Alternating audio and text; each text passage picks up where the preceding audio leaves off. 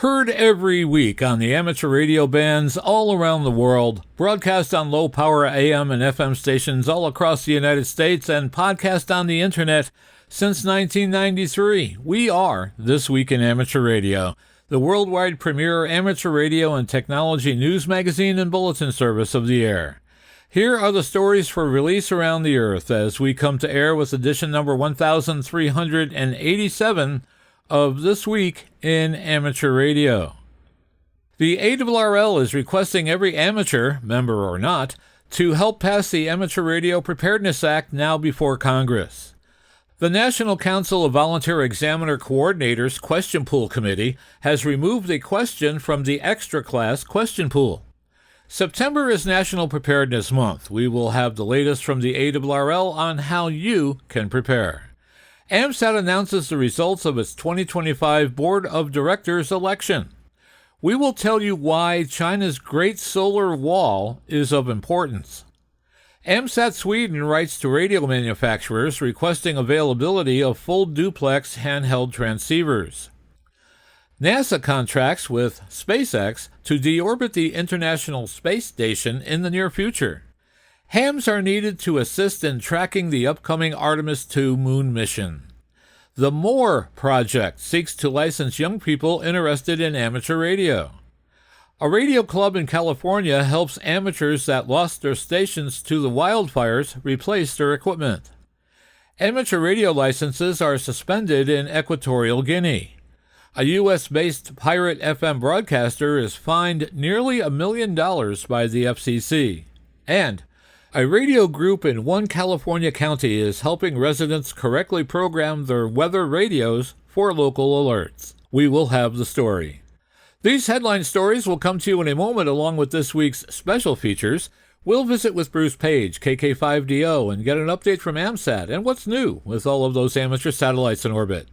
Australia's own Arno Benshop, VK6FLAB, and Foundations of Amateur Radio will tell you how he has fun when he plays with radio. Our own amateur radio historian, Will Rogers, K5WLR, returns with part 2 of a brand new edition of A Century of Amateur Radio.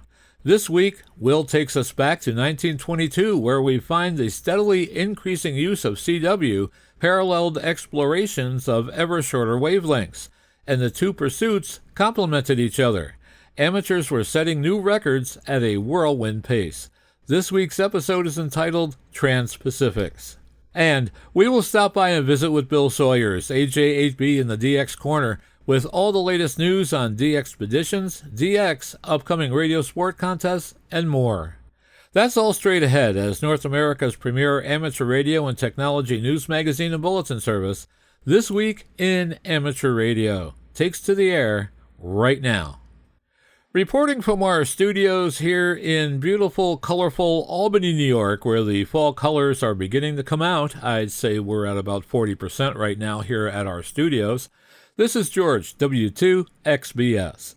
And reporting this week from the sleepy little town of Cortlandville, New York, I'm Chris Perrine, KB2FAF. And reporting from our news bureau in Rochester, New York, along the southern shore of Lake Ontario, I'm Dave Wilson, WA2HOY. And reporting from our Tennessee News Bureau, where nothing ever changes, this is Al Shepard, WK8W.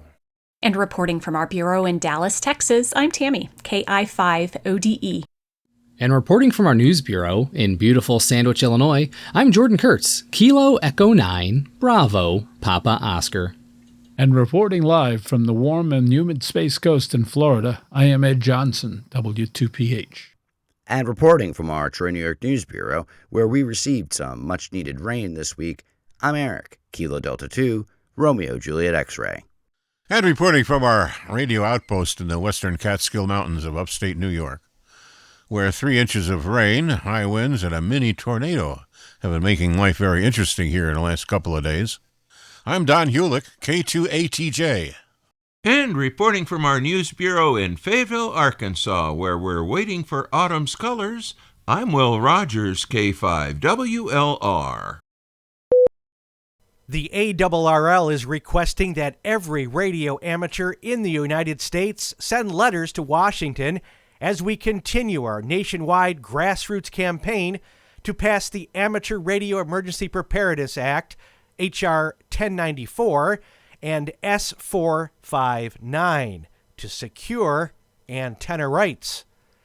John Ross, KD8 IDJ, is at League headquarters and files this report on how you can participate.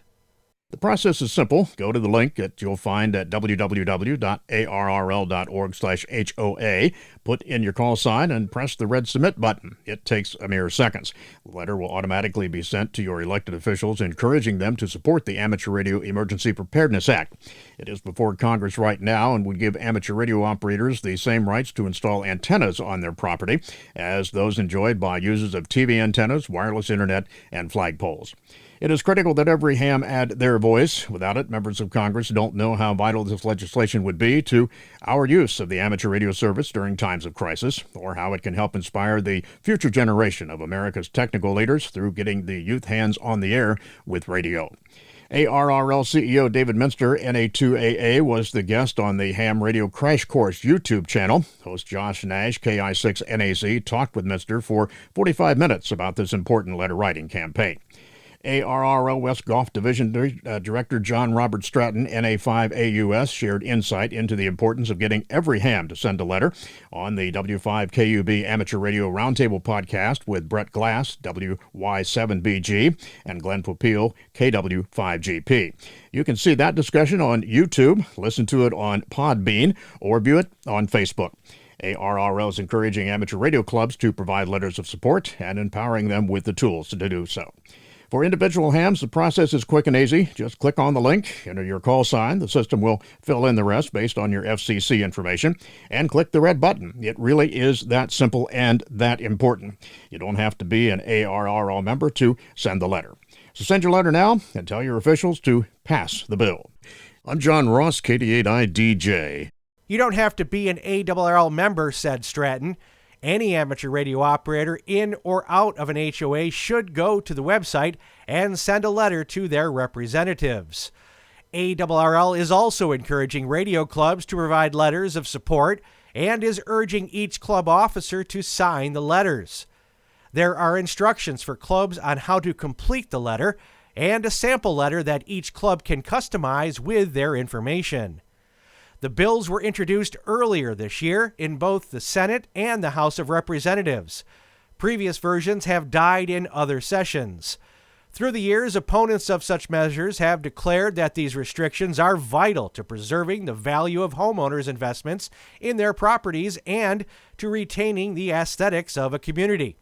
Amateurs maintain that they are seeking the same consideration given to TV antennas and satellite dishes under a federal law known as the Over-the-Air Reception Devices Rule, protecting TV, broadband, and direct satellite reception.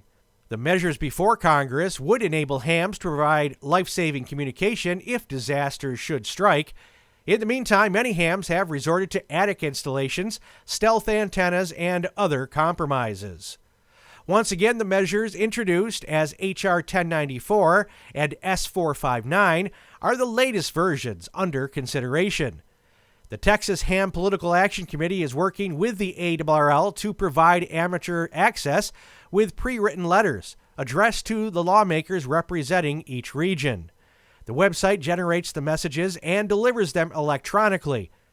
ARRL newsletter, club website, social media platforms, and blogs have been directing hams to the online tool and urging them to respond. Influencers taking high-profile advocacy roles include Thomas Witherspoon, K4SWL, who hosts a well-read QR peer website for low-power and portable ops. Noting that his home in western North Carolina is not in an HOA, Thomas said that this is everyone's battle, regardless. He wrote that even in the midst of what he's calling an apocalyptic communications failure during Hurricane Helene last year, his modest home antenna was able to connect his family to a life-saving repeater on Mount Mitchell, letting him talk to emergency nets and local EOCs. The National Conference of Volunteer Examiner Coordinators Question Pool Committee has announced the immediate removal of Extra Class Question E6D07 that is Echo 6 Delta 07, from the Element 4 Extra Class question pool and from use on examinations. The decision was made after it was determined that the question contained more than one correct answer. The current Element 4 Extra Class pool, effective July 1, 2024, remains valid through June 30, 2028. All volunteer examiner coordinators and examiners are instructed to remove E6D07 from examination as soon as possible. Updated files reflecting this change are now available for download at the NCVEC website. The ARRL VEC advises the community to regularly check the National Conference of Volunteer Examiner Coordinators website for updates to the question pools, which may include errata and withdrawn questions.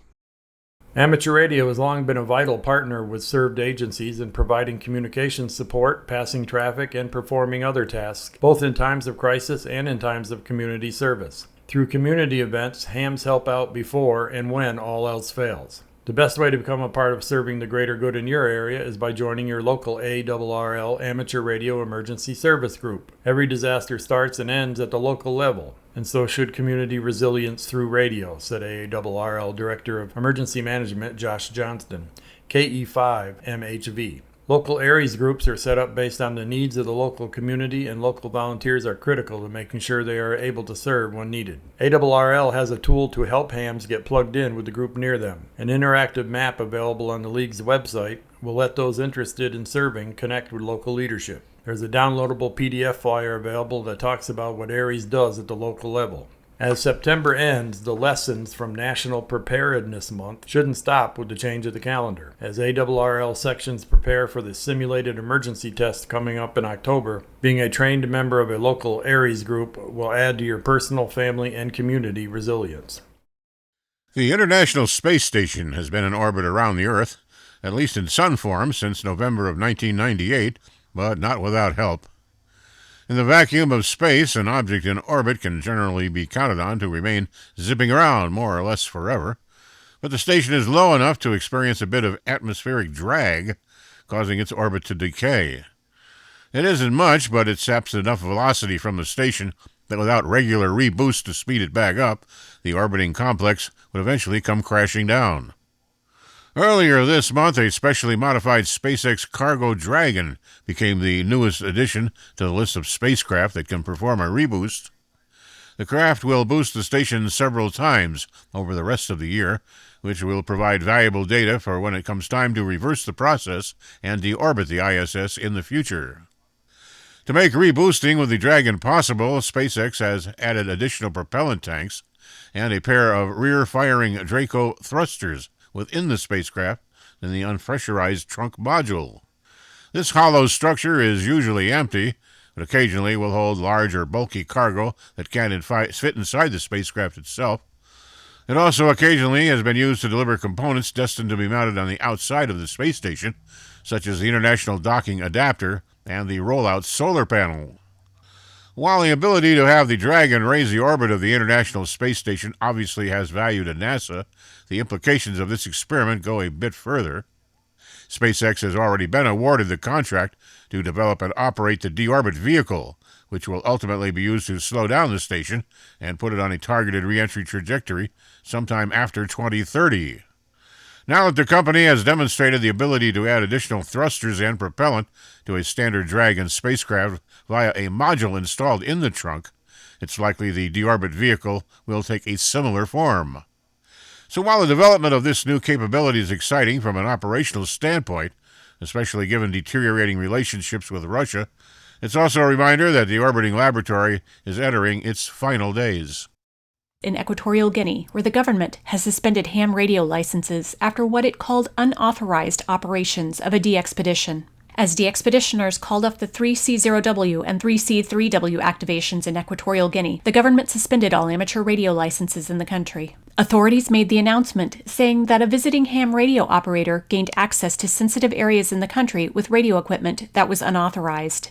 The government announcement did not identify the radio operators, but various DX sites online listed Eurus, YL2GM, and Eugene, EA5EL, as de-expeditioners operating from Annobon Island in the South Atlantic Ocean. Both call signs were seen on the spotting clusters, with 3C0W's last spot made on September 11th, accompanied by the comment that there was bad news reported on the dxworld.net. The report said the operation had gone forward without properly verifying the legality of the equipment or the compliance of the assigned frequencies with national regulations. In its announcement, the Malibu government did not identify the call signs, but said that the hams had applied for licenses in 2018 and this year, but had not verified that the equipment to be used was in legal compliance. Eurus posted an update on DxWorld confirming that the team had not yet managed to get the local permit to operate as 3C0W in Annobon Island, and that they were returning to the mainland where they had previously had a successful activation as 3C3W. Meanwhile, authorities said that the suspension of licenses will enable the government to develop a new regulatory framework with respect to legal frequencies and equipment, an action it said also aligns with national security requirements.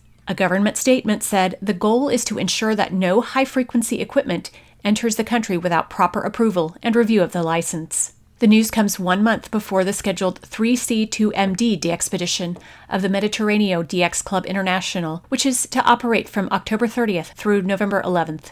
It is unclear what impact this move by the government will have on upcoming planned DXpeditions. The Radio Society of Great Britain has responded to a further Ofcom consultation, which would see new users sharing spectrum within the 2.3 GHz amateur band. The latest proposals would enable a new class of short-notice outdoor deployments in the 2,320 to 2,340 MHz range for up to 14 days at a time. In its response, the Radio Society of Great Britain has taken the opportunity to highlight strong concerns regarding the UK amateur weak signal segment at the 2,320 MHz frequency. This follows earlier Ofcom proposals last year for indoor use only in this frequency range. The Make Operating Radio Easier or More project is an initiative to reduce both gender and age imbalances in amateur radio through education and hands-on activities. The ambitious goals of the More project, running through June 2026, are to train and license 500 new U.S. radio amateurs, to examine and explore various types of radio signals, such as by using software-defined radio, and to help our new hams learn basic communications protocols by observing and participating in HF and VHF operations. Amateur radio involves all of the aspects of science, technology, engineering, and mathematics, and can lead to degrees and occupations in these fields. While hams enjoy this lifelong hobby worldwide, they are also a critical part of local, national, and international emergency readiness, as their communications are possible even during severe infrastructure failures due to catastrophic circumstances. Our training course is provided in 6 sessions, typically one 2.5-hour session per week, and may be scheduled to occur virtually and/or in person. Students must have access to the Internet in order to view and download study materials and to participate in Zoom sessions using video and audio. Our students are also expected to study using the materials that we provide at least 1/2 hour per day during all 6 weeks of the More course. Our grant covers the costs of training, testing, and licensing students who have applied and been accepted into the More project. Students who attend and complete a More project-approved course, pass the amateur radio technician exam, and receive their call sign and license from the FCC will receive a handheld radio from the More project, plus additional coaching in how to get on the air. Resource materials can be found at the More Project resource page. The More project is supported by a grant from Amateur Radio Digital Communications. The nightmare of last January's wildfires are still burned quite literally into the memories of those in Altadena and the Pacific Palisades who suffered overwhelming personal loss. Ham radio operators in the region, however, are helping other hams restore their shacks and the safety net of communications they provided at the time. Rebuilding doesn't always call for brick, mortar, wood, or steel. Hams in the San Fernando Valley Amateur Radio Club, W6SD, are are using antennas, coax power supplies, spare HTs, and base station radios instead. These pieces of vital equipment and others are being donated along with funds to help amateurs in the region refurbish the shacks that kept communication lines open during the Eaton and Palisades fire last winter, the same fires that ultimately destroyed the stations themselves. Club President Richard Franke, N6NCW, told the Los Angeles Times that the hams see the donation and loans as tools to repair the communication safety net so devastated last winter. He's been a part of the club and the community for nearly 50 years and knows that ham radio is about passing along the support so freely given through mentorship, loans, or outright gifts. According to the LA Times article, hams in the region who are still in need of equipment or assistance with their stations can contact the club through their Facebook page or website. The club is, of course, also offering mentorship and training for anyone wanting to join them on the air. The FCC has taken action against a radio operator who the agency has charged with piracy.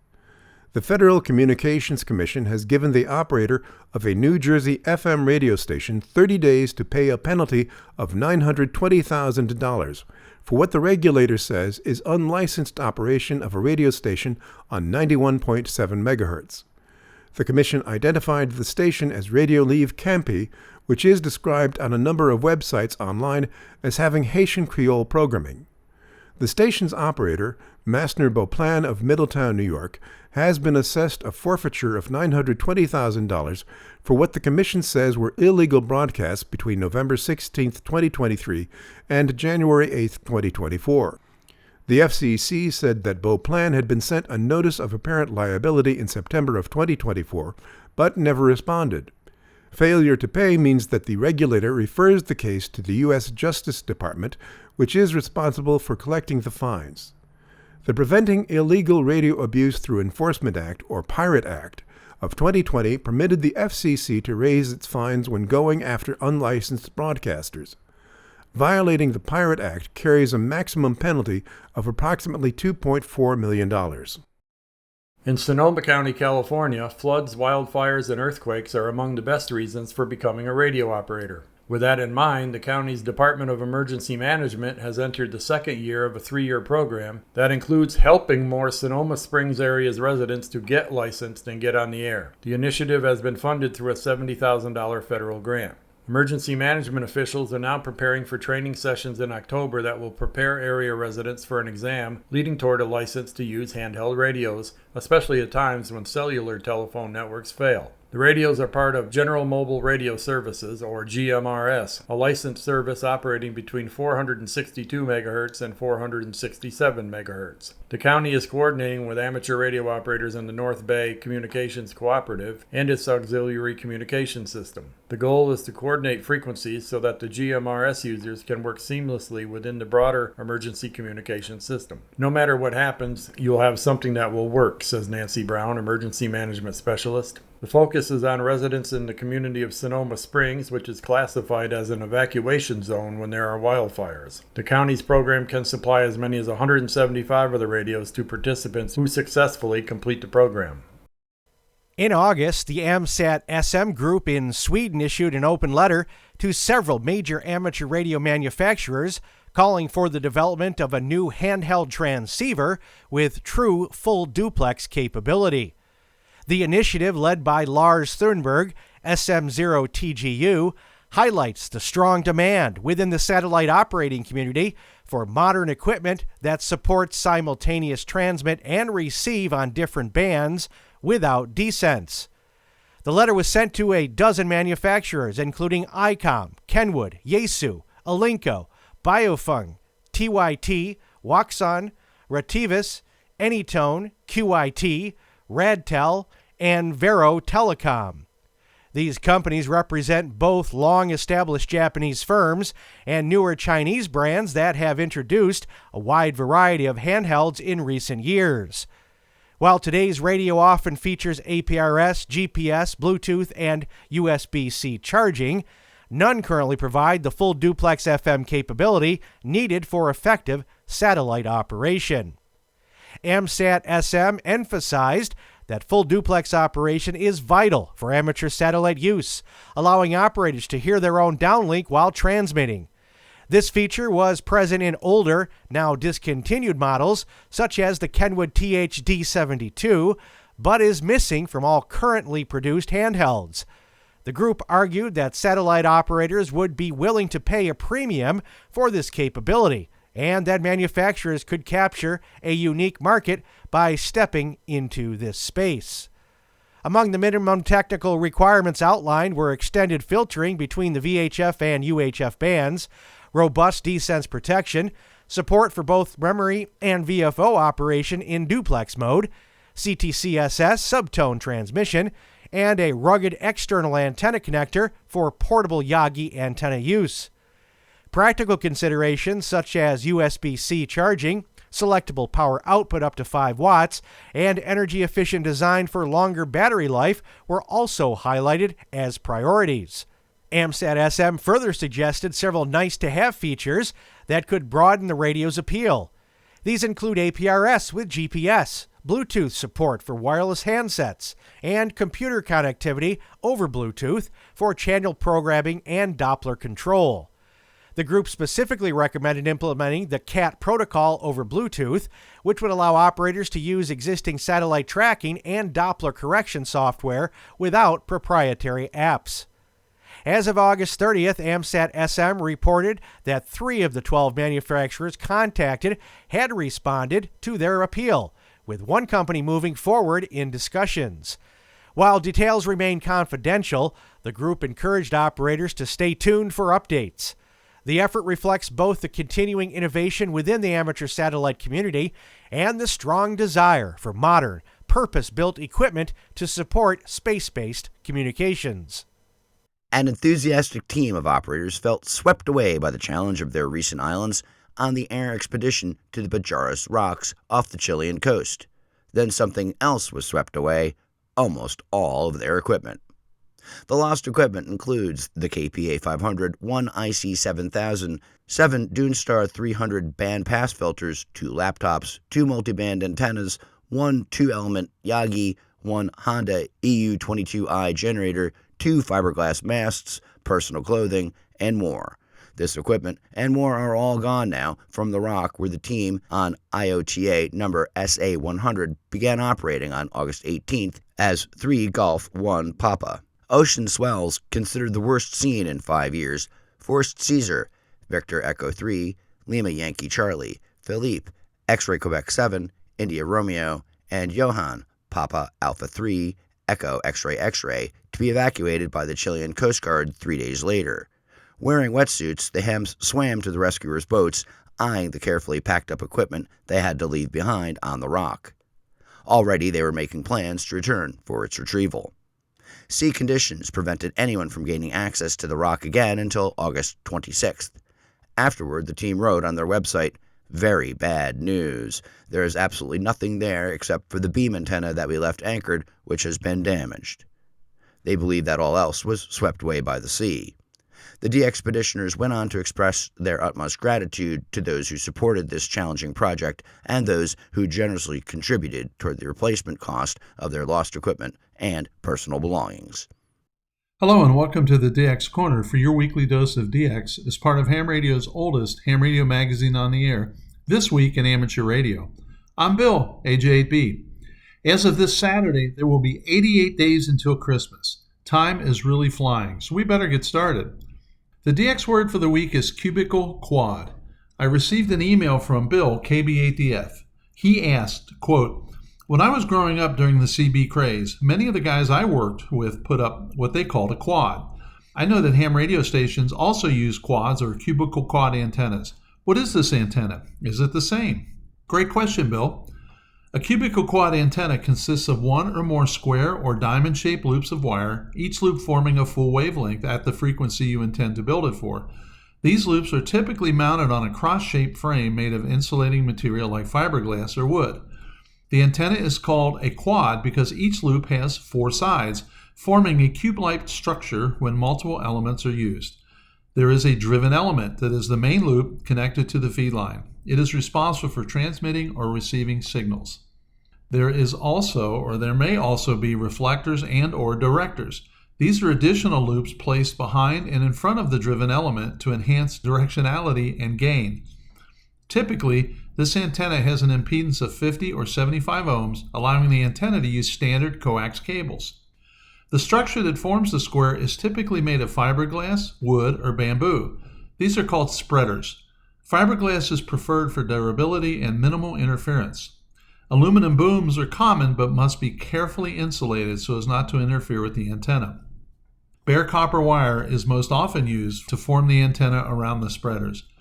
The cubical quad was invented in the 1940s by Clarence Moore at HCJB radio station in Ecuador to solve corona discharge issues with Yagi antennas at high altitudes. Its closed-loop design eliminated open ends where electrical breakdown occurred. If you're interested, there's a DX workshop in Bowling Green, Kentucky next weekend, Saturday, October 4th. The sessions will cover DX basics and overview, DX operating techniques, and RF propagation. Check out wkdxa.org/events for more details or contact me at thedxmentor@gmail.com.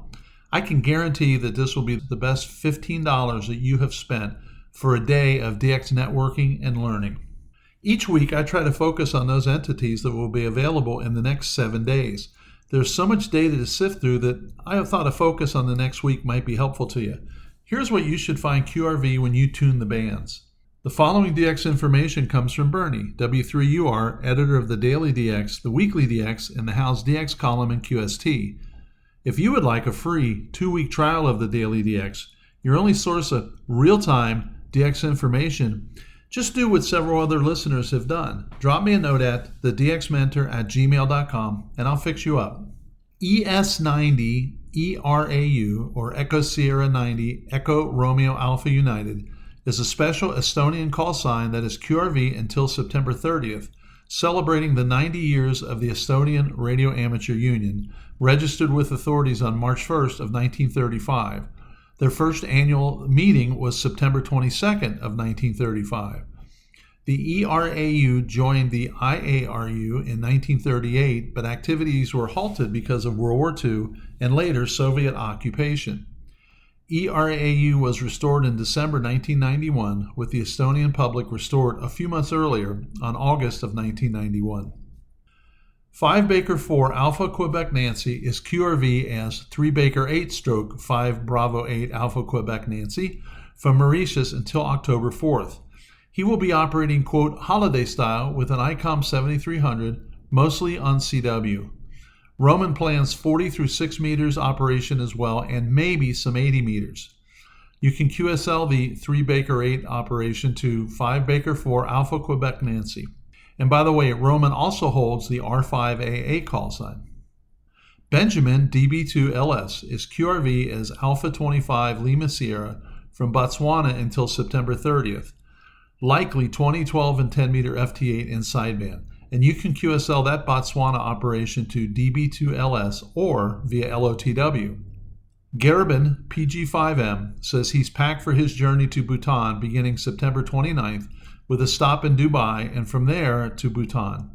He has a hex beam which covers 20 through 6 meters. He says he will likely follow the encouragement given by Steve, Hotel Alpha Zero Delta United, to give 6 meters a try. Gerben will be QRV as A52G from October 1st to the 8th. Now, this brings to mind some discussions we've been having recently on the DX Mentor podcast.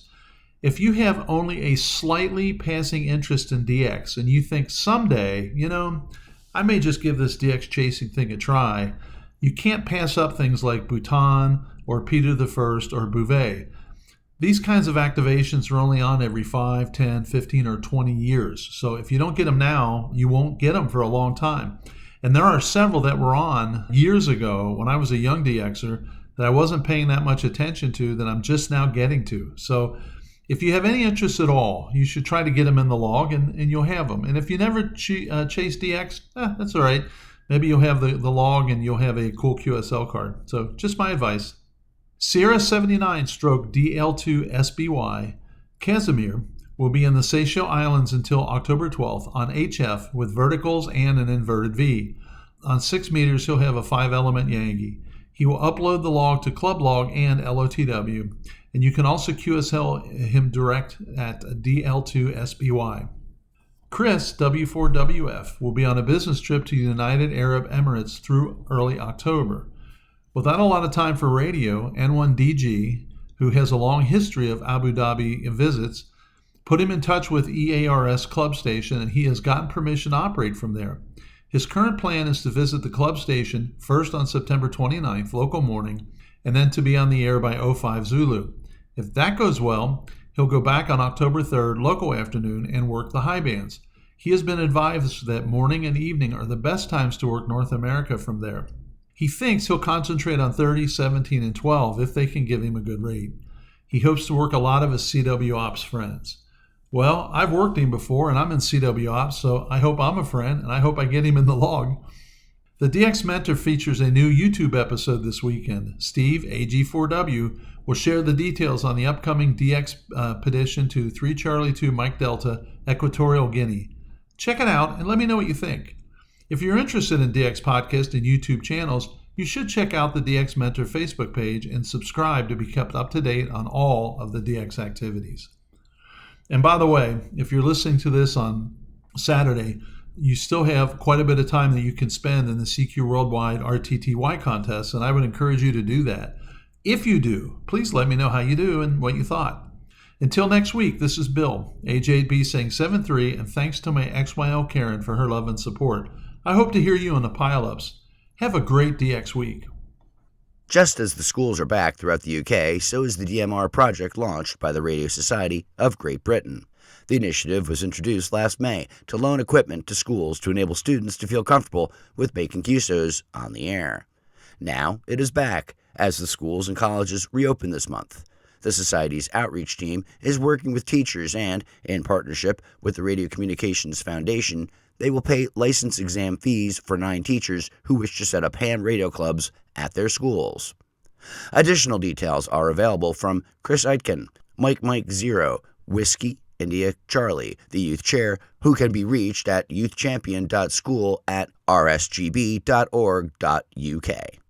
4 research volunteers will soon participate in NASA's year-long simulation of a Mars mission inside a habitat at the agency's Johnson Space Center in Houston. This mission will provide NASA with foundational data for human exploration of the Moon, Mars, and beyond. Ross Elder, Ellen Ellis, Matthew Montgomery, and James Spicer enter into the 1,700-square-foot Mars Dune Alpha habitat on Sunday, October 19th, to begin their mission. The team will live and work like astronauts for 378 days, concluding their mission on October 31st, 2026. Emily Phillips and Laura Marie serve as the mission's alternate crew members for this Houston event. Foundations of Amateur Radio. The other day I came across an article written by programmer, artist and game designer Blindry with the intriguing title 50 Things You Can Do with a Software-Defined Radio. Documenting a week's worth of joyous wandering through the radio spectrum, it explains in readily accessible terms how they used an RTL SDR dongle to explore the myriad radio transmissions that surround us all day and every day. As you might know, I've been a radio amateur since 2010, and I must confess, even with all the things I've done and documented here, there's plenty in this adventure guide that I've yet to attempt. For example, when was the last time you decoded the various subcarriers in an FM broadcast signal, including the pilot tone, the stereo signal, station meta, and road traffic information? Have you ever decoded the 433 MHz sensor signals that your neighbours might have installed, weather, security and other gadgets? Or decoded shipping data transmitted using AIS or Automatic Identification System? And for context, we're only up to item 12 on the list. One of the biggest takeaways for me was that this is something that is accessible to anyone and is a family-friendly introduction to the world of radio that amateurs already know and love. The article touches on various applications that you might use to explore the highways and byways of the radio spectrum, including SDR++, SDR Angel, WSJTX, QSSTV, and even mentions GNU Radio. With enough detail to whet the appetite, I learned that SDR Angel, developed by Eduard, Foxtrot 4 Echo X-Ray Bravo and 70 other contributors, has all manner of interesting decoders built in, like ADS-B, Stereo FM, RDS, DAB, AIS, weather balloon telemetry, APRS, even VOR. As it happens, you don't even need to install SDR Angel to get going. Head on over to sdrangel.org and click on WebSDR, and it'll launch right in your browser. Once you're up and running, you can use your RTL SDR dongle to start your own small step into the wide world of radio, amateur or not. Sadly, the Pluto SDR does not work on the experimental web version, so I had to install SDR Angel locally. That said, I did get it to run and connect to my Pluto SDR, which worked out of the box. The user tutorial is online, and the quick start walks you through the process of getting the software installed and running. One thing that eluded me for way too long is the notion of channel decoders. Essentially, you configure the receiver, in my case a Pluto SDR, and start it running. You'll be able to change frequency and see the waterfall display, but nothing else happens. And there's no obvious AM, FM or other mode buttons you'd find on a traditional radio. Instead, you'll need to add a channel decoder, cunningly disguised as a triangle with circles at the corners with a little plus symbol at the top. You'll find it immediately to the left of your device name. When you click it, you're presented with a list of channel decoders, which you can add to the workspace. This will do the work of actually decoding the signal that's coming into the software. SDR Angel also supports M17, FreeDV, RTTY, FT8 and plenty of other amateur modes, and includes the ability to transmit. Oh, did I mention it can also connect to remote Kiwi SDR receivers? I have to say, it's a joy to see software that I've previously looked at and admittedly shied away from, actually doing something with the radio spectrum around me. I will confess that SDR Angel has a lot of moving parts, and it's like SendMail, user-friendly, just picky whom it makes friends with. So, time to dig in, play around, and bring it to the next amateur radio field day show and tell, and share with the general public just how interesting the radio spectrum around us can be. I'm going to work my way through the 50 items, just for giggles. What are you waiting for? I'm Ono, Victor Kilo 6, Foxtrot Lima, Alpha Bravo. It is time for this week's edition of AMSAT Satellite Shorts from all over. And this week, we begin with news that a recent experiment demonstrated that a Bitcoin Lightning payment invoice can be relayed through the amateur radio satellite QO100, showcasing a new use of its wideband digital transponder. The test employed the AMSAT DL multimedia high-speed modem to convert a Bolt 11 Lightning invoice into an image file, modulate the data, and uplink it to QO100 at 25.5 degrees east in geostationary orbit. After being rebroadcast to Earth, the file was decoded by ground stations, the QR code was scanned, and the Lightning network completed the payment settlement over the Internet. For amateur satellite operators, the project highlights QO100's ability to serve as a versatile platform for high-speed digital and multimedia experimentation. By carrying a novel real-world application such as cryptocurrency invoice, the satellite demonstrates how amateur payloads can support resilience testing for communications under censorship, outages, or disaster conditions. Though still limited to technically capable stations within the satellite's footprint, the milestone illustrates the expanding scope of amateur radio satellite experimentation.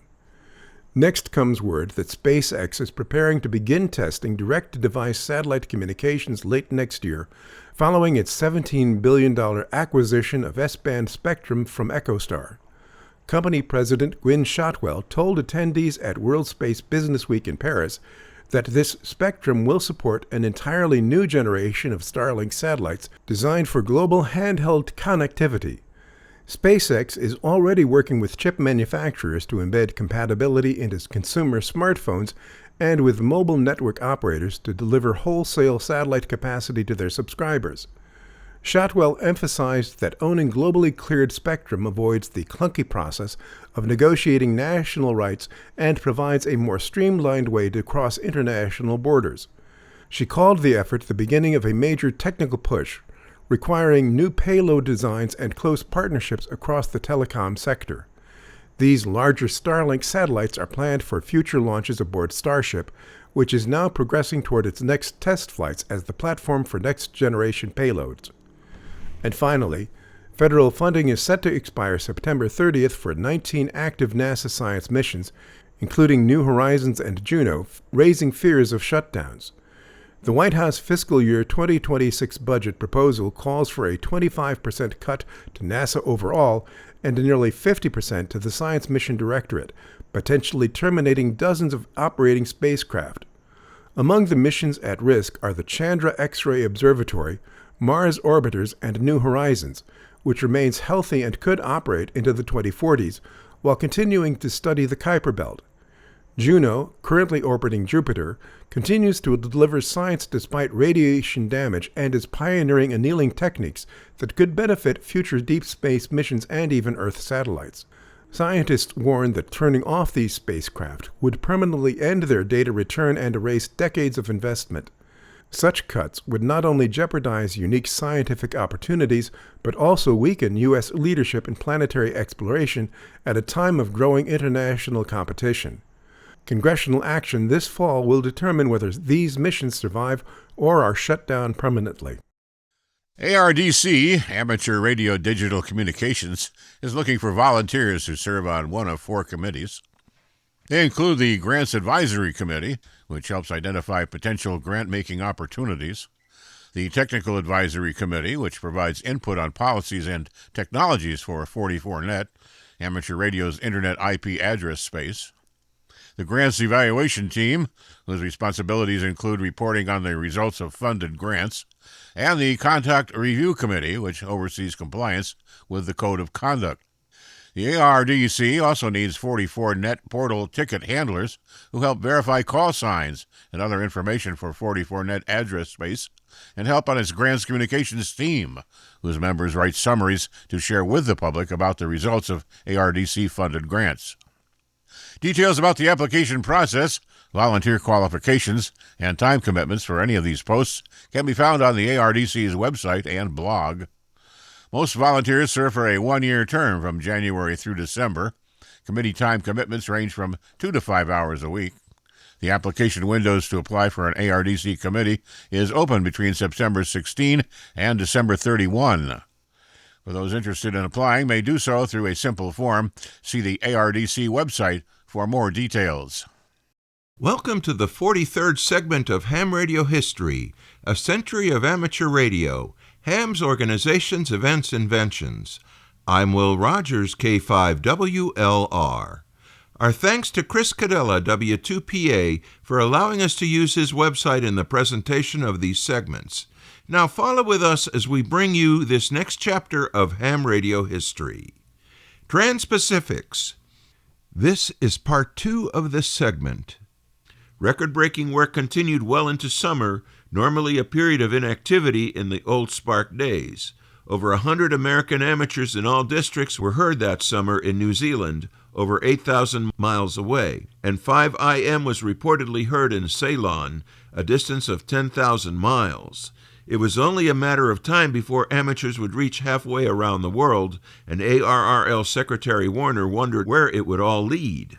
He explained how signal enhancement occurs at an antipode, the point on the Earth diametrically opposite a transmitter's location, a commonly held belief at the time.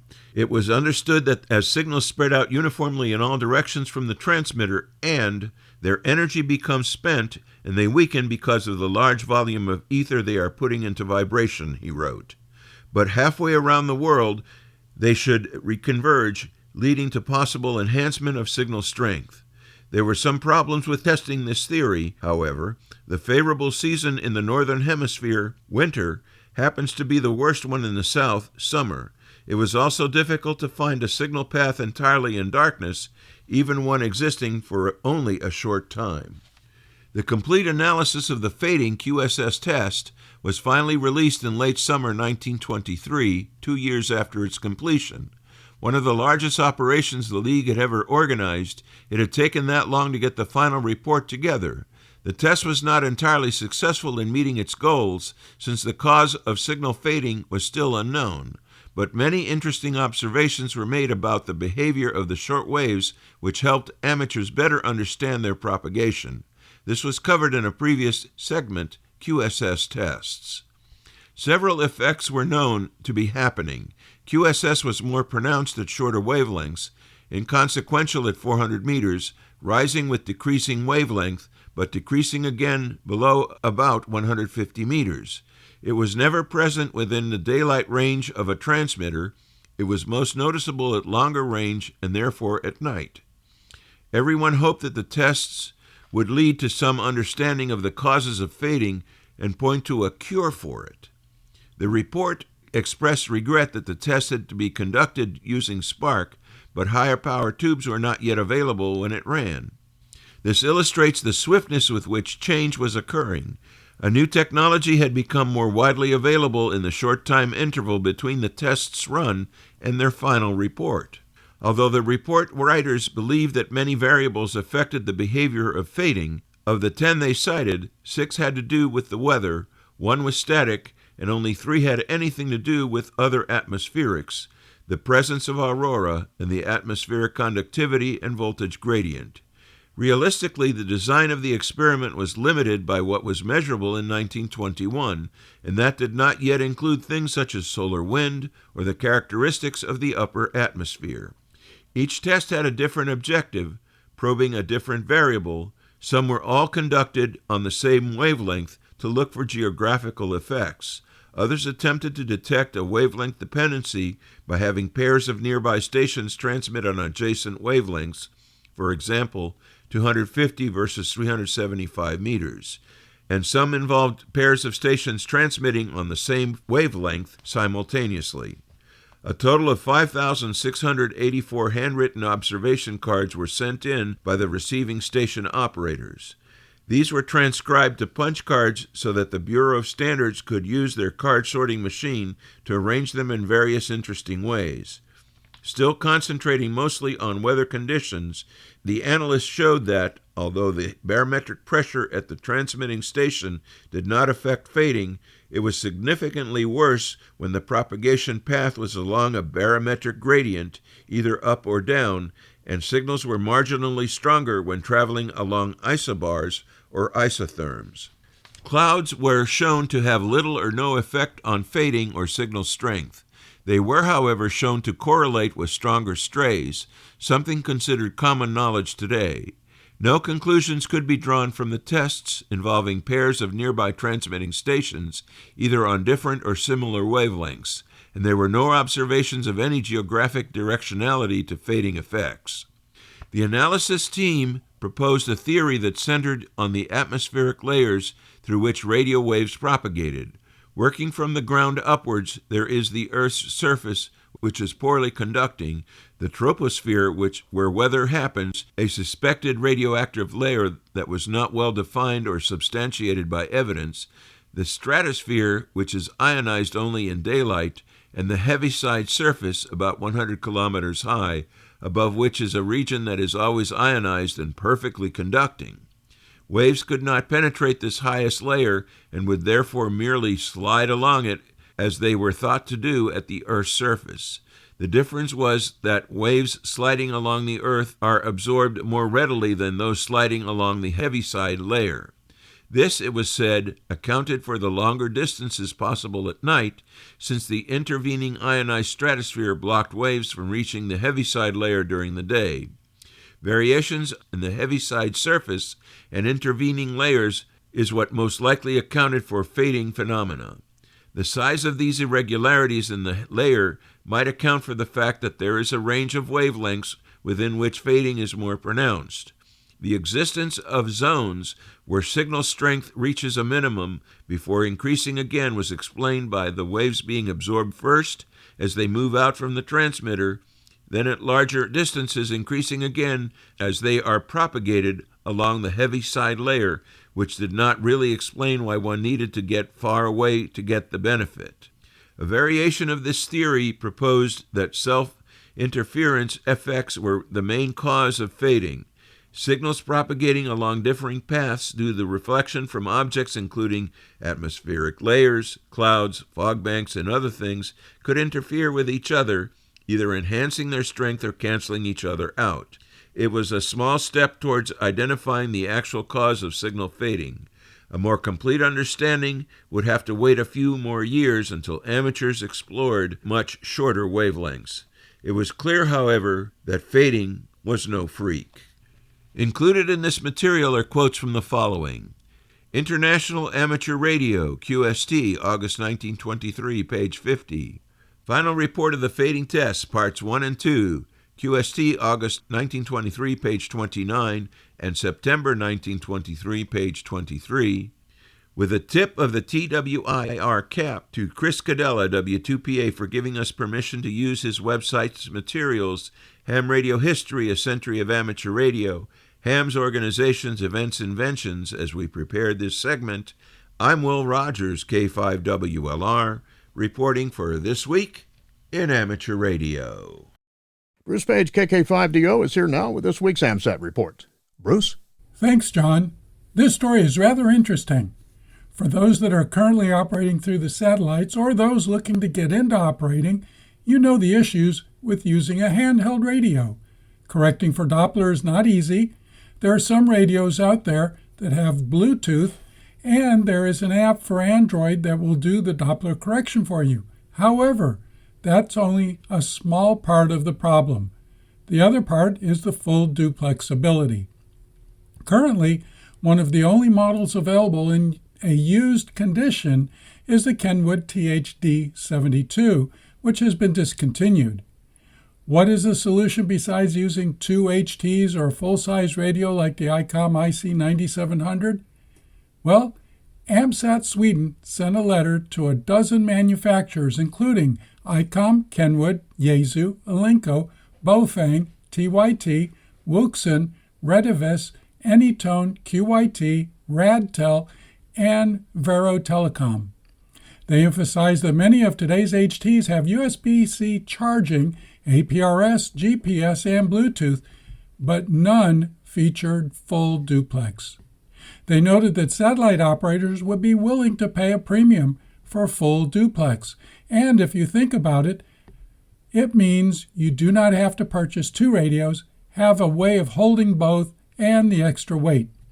They suggested a minimum of extended filtering between VHF and UHF bands, robust D-Sense protection, and support for both memory and VFO operation in full duplex mode, CTCSS subtone transmission, and a rugged external antenna connector. As of the end of August, there were 3 responses, with one company being interested. Thanks to AMSAT Sweden for taking on this and providing us the story. This is Bruce Page, KK5DO. Back to you, John. And thanks, Bruce, for that report. It is time for our weekly check on solar weather conditions and terrestrial propagation conditions. Solar activity reached moderate levels this past week. An impulsive M1.0 flare was observed on September 24 from region 4217.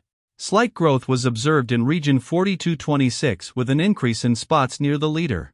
New regions 4229 and 4230 were numbered this period. All other regions were either stable or in decay. No Earth-directed coronal mass ejections were observed. Solar activity is expected return to low activity, with a chance for isolated M-class minor to moderate flaring through September 25. Solar wind parameters were indicative of the arrival of a negative polarity coronal whole high-speed stream. Solar wind speed increased from approximately 310 km per second to near 530 km per second. Total field showed an increase beginning on September 22. The coronal whole high-speed stream influence persisted through September 23 and will slowly diminish to background levels on September 25. A trend towards nominal solar wind conditions is expected through September 26 as Earth moves out of a geo-effective position with the coronal whole high-speed stream. For more information concerning radio propagation, visit the ARRL Technical Information Service, read a quick guide to HF propagation using solar indices, and check out the propagation page of Karl Lewetzelschwab, K9LA. For customizable propagation charts, visit the vocap online for Ham Radio website. Just ahead in radio sports, September 27th, the Masonic Lodge is on the air. That's phone. September 27th through the 28th, the CQ Worldwide DX Contest, RTTY. That's data. September 27th through the 28th as well, the YU DX Contest, CW and phone. And the main QSO party, CW and phone. Also on September 27th to 28th, the AWA Amplitude Modulation QSO party, that is phone. September 30th, it's the 222 MHz Fall Sprint, CW, phone, and digital.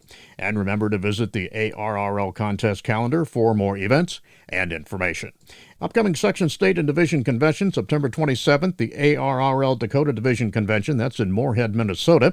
October 4th, the Rock Hill Hamfest, hosting the ARRL South Carolina Section Convention, that's in Rock Hill, South Carolina. On October 4th, the Wichita Area Hamfest, hosting the ARRL Kansas Section Convention in Wichita, Kansas. October 10th through the 12th, Pacificon, hosting the ARRL Pacific Division Convention, that's in San Ramon, California. And on October 10th through the 11th, it's the Melbourne Hamfest, hosting the ARRL Florida State Convention, that's in Melbourne, Florida. And remember to search the ARRL Hamfest and Convention database to find more events in your area. The WOW at Home project, inspired by the famous WOW signal detected in 1977, is advancing its effort to establish a global network of small, software-defined radio telescopes dedicated to searching for transient astrophysical events and potential technosignatures. Testing of hardware and software continues, though progress has been slowed by a shortage of low-noise amplifiers, a key component expected back in stock later this month. Project organizers note that the original WOW signal was strong enough to have been detected by a modest home telescope, underscoring the scientific value of a distributed approach. A worldwide network of small radio telescopes offers distinct advantages compared to professional observatories. These low-cost systems can operate autonomously around the clock, providing continuous sky monitoring that large instruments cannot sustain. Distributed across different time zones, the network allows global coverage, coincident detection of events, and rapid response to alerts. The approach is scalable, resilient, and accessible, making it ideal for education, citizen science, and wider participation in radio astronomy. The prototype WOW at Home telescope is a Meridian-style system modeled after the Big Ear telescope used in the Ohio State SETI project. With a fixed elevation and a wide 25-degree beam, the telescope surveys a full 360-degree strip of sky each day as the Earth rotates. Over time, multiple passes yield full sky coverage. While sensitivity is lower than professional instruments, this design provides valuable data on radio frequency interference, RFI, near the hydrogen line and creates a platform for detecting strong transient events. Central to the project is the WOW at Home software, now under development. Built initially in interactive data language and later to be translated to Python for broader access, the software acquires and analyzes data to identify transient events and reject RFI. Early test results include signal-to-noise plots, hydrogen spectral profiles of the galactic center, and narrowband event detections. A unique retro display option is also being developed to recreate the printout style of the original Ohio SETI experiments, connecting modern work to its historic roots.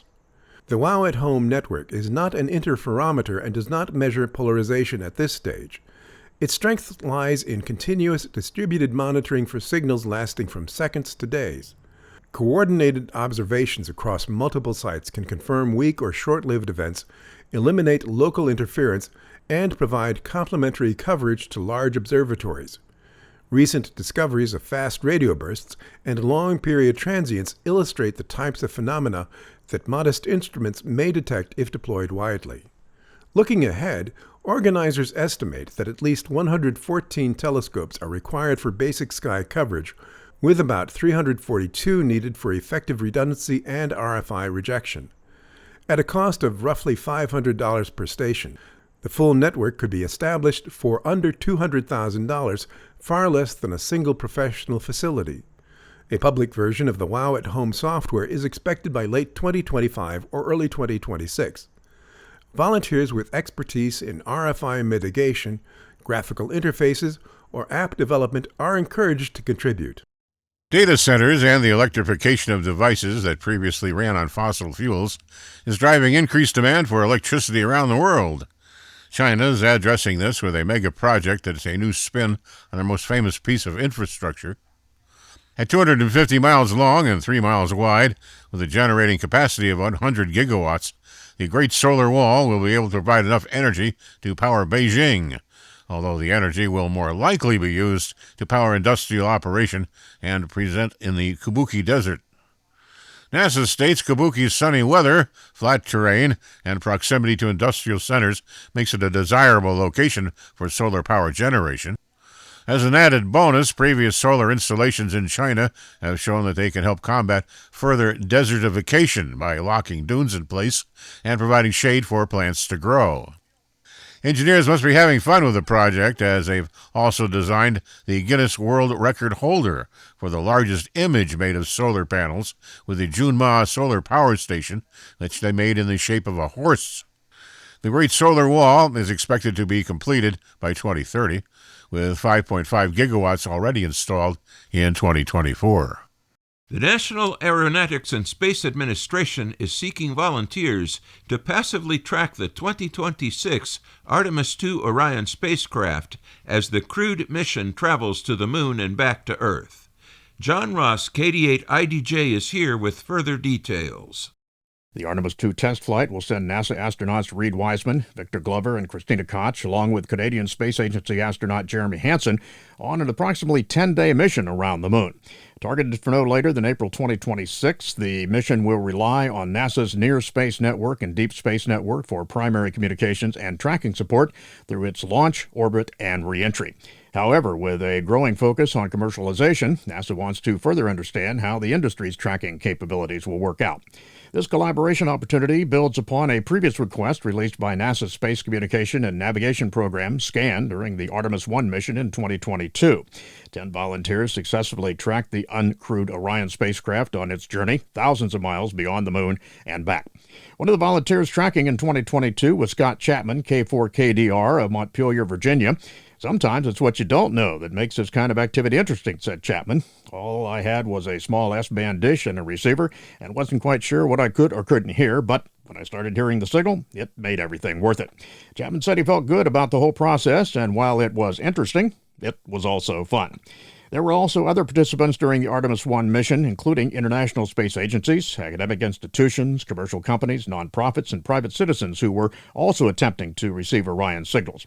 Chapman added that NASA is also looking for commercial partnerships to share in that process. I'm John Ross, KD8IDJ. Once again, with their call signs, the Artemis II test flight will send NASA astronauts Reed Wiseman, KF5LKT, Victor Glover, KI5BKC, and Christina Koch, along with Canadian Space Agency astronaut Jeremy Hansen, KF5LKU, on an approximately 10-day mission around the Moon. If you're interested in volunteering for next year's event, all of the information can be found at sam.gov. The response deadline is October 27, 2025 at 5 p.m. Eastern Time. The 2025 AMSAT Board of Directors election concluded on September 15, 2025, with a total of 330 votes cast. 4 seats were up for election this year, with the 4 candidates receiving the highest number of votes elected to 2-year terms on the Board of Directors, and the candidate receiving the next highest number of votes designated as alternate director for 1-year term. The following have been elected to serve on the AMSAT Board of Directors: Drew Glassbrenner, KO4MA, with 261 votes, Jerry Buxton, N0JY, with 254 votes, Barry Baines, WD4ASW, with 245 votes, and Frank Karnauskas, N1UW, with 232 votes. And elected as alternate director, Douglas Tabor, N6UA, with 213 votes. The AMSAT Board of Directors is responsible for setting the organization's strategic direction, overseeing satellite projects and operations, supporting educational outreach, and fostering collaboration with partners worldwide. The board ensures that AMSAT continues to fulfill its mission of advancing amateur radio in space for the benefit of members and the broader amateur radio community. The July-August 2025 edition of the AMSAT Journal is now available to members. The AMSAT Journal is AMSAT's bi-monthly digital magazine dedicated to amateur radio and space. Each issue features technical articles, educational initiatives, operating activities, and community news from around the world. Members can access both the latest edition and the full archive through the AMSAT member portal. This issue opens with Robert Bankston, Kilo Echo 4, Alpha Lima, delivering his final Apogee View column as AMSAT president.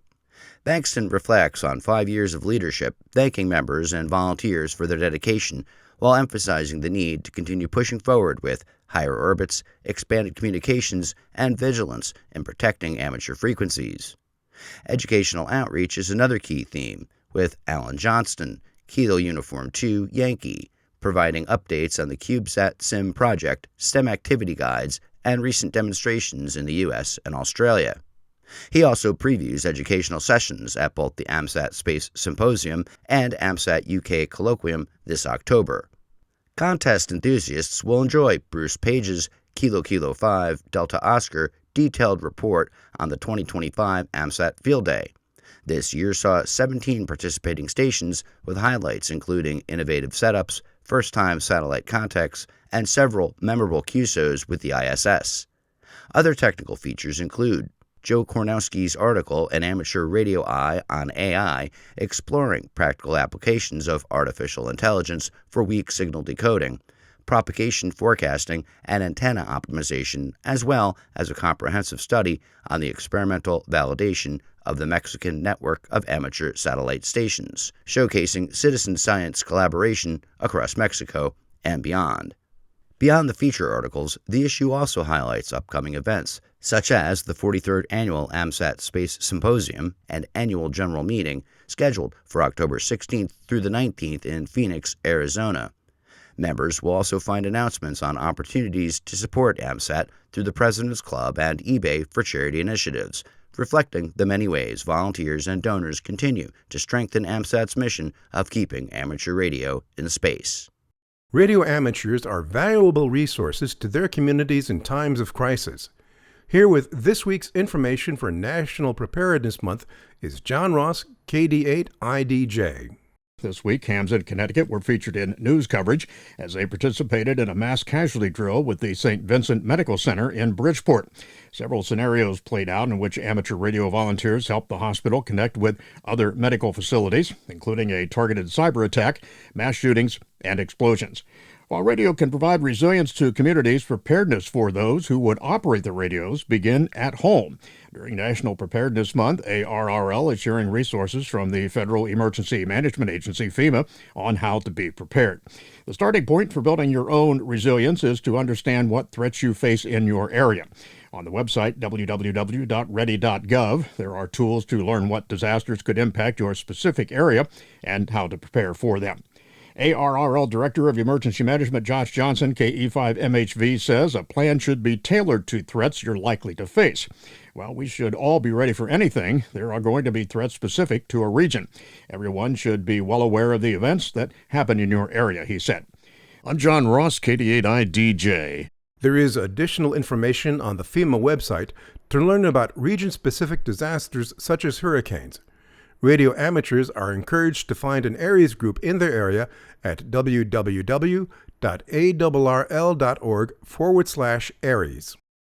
Northrop Grumman's newest cargo spacecraft, the Cygnus XL, successfully arrived at the International Space Station on September 18th following its debut launch. The capture took place at 11:24 UTC as NASA astronaut Johnny Kim operated the station's Canadarm2 robotic arm to grapple the freighter, while the complex orbited about 420 kilometers above the Democratic Republic of Congo. The arrival came 1 day later than originally planned after the spacecraft overcame a thruster issue during rendezvous preparations. The mission, designated NG-23, lifted off on September 14th aboard a SpaceX Falcon 9 rocket from Cape Canaveral Space Force Station. This launch marked the 23rd Cygnus resupply flight for NASA, continuing Northrop Grumman's role in commercial cargo delivery. The company partnered with SpaceX to provide launch services after previously relying on its Antares rocket. A thruster anomaly initially delayed Cygnus XL's approach, requiring mission planners to rework the trajectory for a safe capture. It's a very intricate planning exercise that we have to go through to arrive at the space station and rendezvous in a very specific point in space, explained Bill Spetch,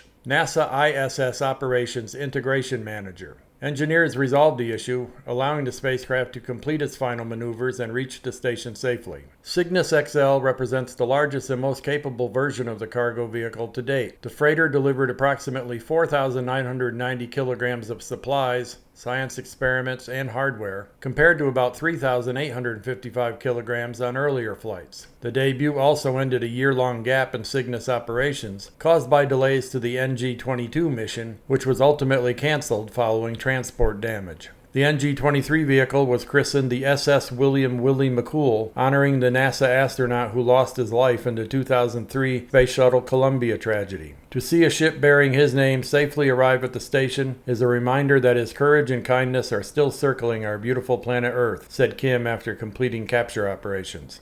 On board are materials to advance research in multiple disciplines, including semiconductor crystal growth, pharmaceutical manufacturing, cryogenic fuel tank technology, and microbial control systems. NASA highlighted a specialized ultraviolet light unit to improve water system safety and crystal growth experiments that could lead to new cancer treatments. The SS McCool was berthed to the Unity module's Earth-facing port at 1410 UTC on September 18th and is scheduled to remain at the ISS until March 2026 before deorbiting to burn up in Earth's atmosphere. JOTA and JOTI, the world's largest digital and amateur radio scout events, promoting friendship and global citizenship, will be back on the air October 17th through the 19th of 2025. JOTA and JOTI is an annual event with scouts from around the world connecting with each other by amateur radio, which is JOTA, and by using the internet called JOTI. JOTA and JOTI is held on the third full weekend of October every year, coordinated by the World Organization of the Scout Movement. Scouts wanting to participate in JOTA will need the support of at least one licensed amateur radio operator, or the support of a local amateur radio club. For participation in JOTI, Scouts will need access to a computer, a phone or a tablet, and an internet connection. For registration and all of the details, search JOTA-JOTI on the internet. SUNY Canton EMS students will be participating in a St. Lawrence County-wide communications outage emergency simulation on October 4th.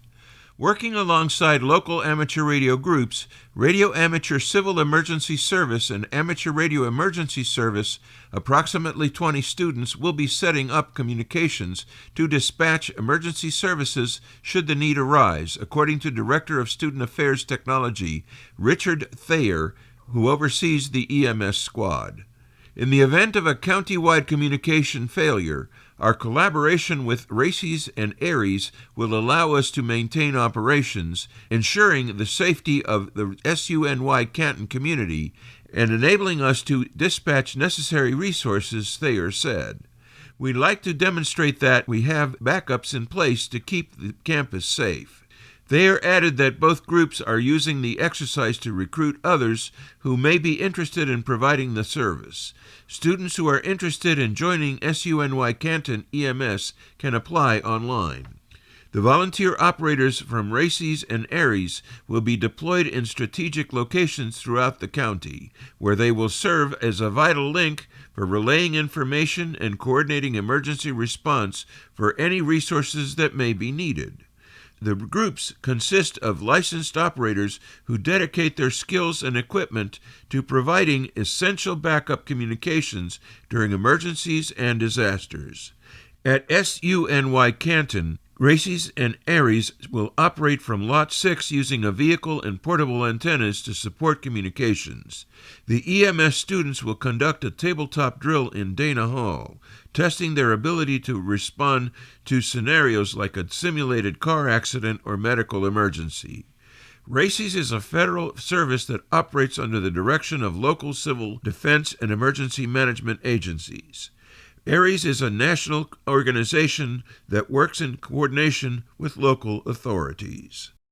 The UK regulator Ofcom is hoping to improve the licensing procedures that were introduced in 2021, covering non-geostationary satellite orbit systems used by businesses, individuals, and other entities, particularly in remote areas. The regulator opened a consultation earlier this month and is seeking comments up to November 18, 2025. Having issued 8 such network and 9 gateway licenses for these systems, Ofcom believes it is time to work towards a swifter decision-making process while minimizing the administrative burden on system operators. Ofcom is also looking at enabling the gateways to connect a broader range of satellite services using both the Q and V bands. The regulator intends to publish its decision early next year. JAXA, the Japan Aerospace Exploration Agency, has announced that 5 Japanese CubeSats were deployed from the International Space Station on September 19th. The deployment event for those satellites was broadcast via the YouTube JAXA channel. 4 of the CubeSats, carrying scientific and educational payloads, will operate in the amateur bands, and radio amateurs around the world are invited to participate in the individual projects. GHS-01 is a 2U-size CubeSat equipped with a camera for photographing the Earth, a sensor for checking the state of the satellite, and an attitude control device. In response to commands from ground station, the satellite-mounted camera photographs the Earth from space and transmits the image data to the ground. In order for amateur radio users around the world to voluntarily acquire image data taken by this satellite by radio, the date and time of image transmission will be published. Also, the satellite carries a Digitalker mission. Audio data is transmitted from a ground station and stored in the satellite. The voice data is transmitted from the satellite as an analog FM voice signal, and a message is broadcast from space. The date and time the message will be sent will be published on the website. The satellite was built by Gifu University with technical cooperation from using satellite radio waves with sister schools of universities and high schools such as Lithuania, Australia, Kenya, South Korea, and Taiwan. A downlink on 437.090 MHz has been coordinated with 20 word per minute CW, 1K2 AFSK, 9K6 GMSK, and Digitalker voice. Dragonfly, coordinated by Kyushu Institute of Technology, is part of the joint global multi-nation bird satellite project, BirdX, and funded by Amateur Radio Digital Communications in the U.S. The 2U CubeSat will carry APRS digipeaters on 145.825 MHz, as well as a store and forward messaging system. In addition to the VHF APRS frequency, a UHF downlink for CW beacon and telemetry using 4K8 GMSK will transmit at 437.375 MHz. A ground terminal competition will be held on Dragonfly. STARS Me 2, a 1U CubeSat built by Shizuoka University, features an Earth observation camera, but the real experimentation takes place on the AX-25 radio downlinks on which those photos are transmitted back to Earth.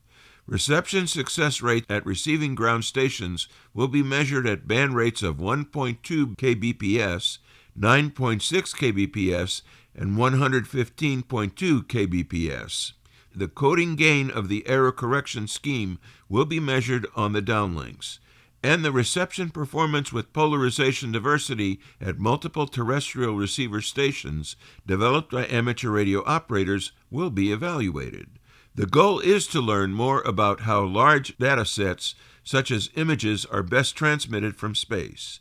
UHF downlinks with CW 1K2A FSK, 9K6 FSK, and 115.2 BPS GMSK are coordinated for 437.350 MHz, 437.400 MHz, and 437.200 MHz. RSP3 is also a 1U CubeSat carrying a camera, but in this case the cameras will not be aimed at Earth but at the stars. The main mission is to capture the star data by camera, convert it to an audible data, and deliver the audio to the ground as a stellar symphony. After acquiring data of stars and constellations captured by the onboard camera, an onboard AI will compose sounds from the star data and transmit it to the ground via an FM digitalker. In addition, digital data will be sent using various band rates and modulation modes, and a digital QSL card stored on the satellite before launch will be transmitted via SSTV after amateurs have uploaded their call signs from the ground. A downlink at 437.050 MHz will be shared by the FM digitalker, 1200 BPS AFSK on FM, 9600 BPS GMSK, and 24,000 BPS 4FSK and OQP SK. The Sable Island Charlie Yankee 0 Sierra team has announced that their de-expedition has been scheduled for March 19th through to either the 30th or 31st of next year. The operation received its approval this past spring from parks officials in Canada, but the dates in March were not set at the time. The group said that it has been fundraising to cover the higher costs of flights between Halifax, Nova Scotia, and the island, a significant increase, they said, since the 2023 de-expedition. The island is about 300 kilometers or 186 miles east of Halifax. The treeless and windy island, best known for its population of wild horses, is expected to pose a number of challenges during the expedition.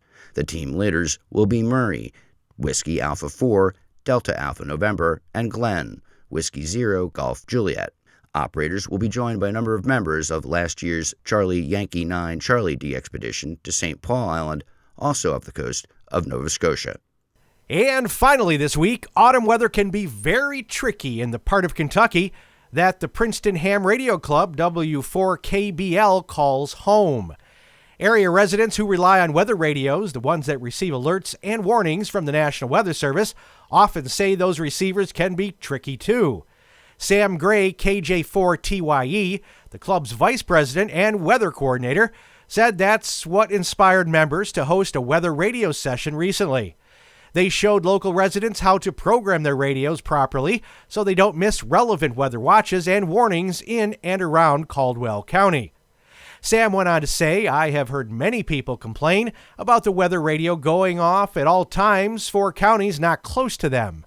He said those radios ultimately get unplugged and put into storage. When a disaster strikes, they have no warnings. That changed on Saturday, September 20th, when club members greeted radio owners inside the Emergency Operations Center to demonstrate how to properly program those radios so that they receive alerts relevant to their specific county. Sam said the club, which is heavily involved in weather spotting, knows the value of these kinds of alerts, but also knows that these radios, like many products these days, don't necessarily come with clear programming instructions in the box. Sam said he encourages other clubs to reach out in their communities to people confused by the programming instructions and help them to receive the right reports. He added receiving alerts and warnings is key to preparing and survival. This Week in Amateur Radio is holding open auditions for news anchors for the weekly national worldwide amateur radio news service. If you have a good radio voice and can reliably read provided news copy, we are looking for you. This, of course, is an all-volunteer position. An amateur radio license is not required. You must have a high-quality microphone, headset mics are not used, and be familiar with audio editing software to record and edit your finished news stories before uploading. If you would like to try out for a weekly or bi-weekly anchor position with North America's premier amateur radio news on air and podcast, please send an email to our producer, George, W2XBS. You can include a sample MP3 of yourself reading news copies sent as an attachment to w2xbs77@gmail.com. That's whiskey, the number 2, X-ray Bravo Sierra 77@gmail.com. Be sure and use Anchor Audition in the subject line. Please include your phone number and a good window of time for a callback to discuss your submission and our operating logistics to see if This Week in Amateur Radio is a good fit for you. We hope to hear from you soon. This Week in Amateur Radio is streamed on the internet, broadcast on low-power FM, and heard on nets and repeaters all around the world, like the K2IWR repeater operated by the Skyline Amateur Radio Club on 147.180 MHz in Cortland, New York, where This Week in Amateur Radio is heard each Tuesday evening at 8:30 p.m. Eastern. If you would like to have your club's repeater announced on This Week in Amateur Radio, send us an email with all the pertinent information to w2xbs77@gmail.com.